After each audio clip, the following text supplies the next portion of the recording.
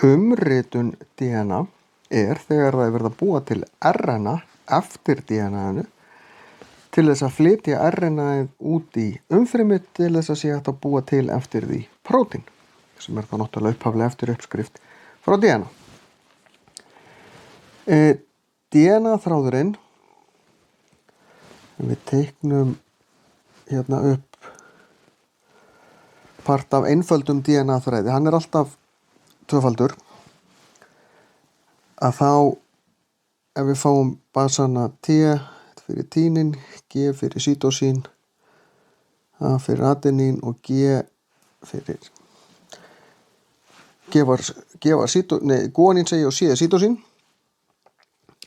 þá myndast á móti í staðinn fyrir T þá kemur A, hér kemur C og hér kemur G. Hér myndum við halda ætti að koma T en það kemur U fyrir úrasil. Þessi þráður fer svo í burtu og hann er alltaf einfaldur. Og við skulum setja hann hérna. Þá værum við með A, C, U og G. Þessi þráður hann er náttúrulega miklu lengri. Hann fer inn í ríbósóminn sem er svona kúla sem þetta fer inn í og þetta er lengra. Við skulum teikna hérna nokkra niturbasa í viðbót. Hver niturbasa þrend passar fyrir ákveðna amínósýru og þá kemur í raun annars konar RNA, þú veist, þetta er kallað mRNA. RNA sem kemur hér heitir tRNA.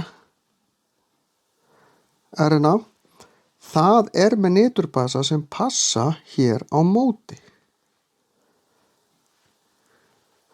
Og akkurat þessi niturbasaþrend, hún táknar ákveðna amínósýru.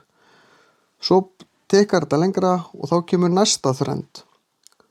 Þannig raðast upp amínósýrur í réttri röð. Það eru 20 amínósýrur í líkamanum og öll prótín í líkamanum eru gerð úr mismunandi samsetningum af þessum prótínum.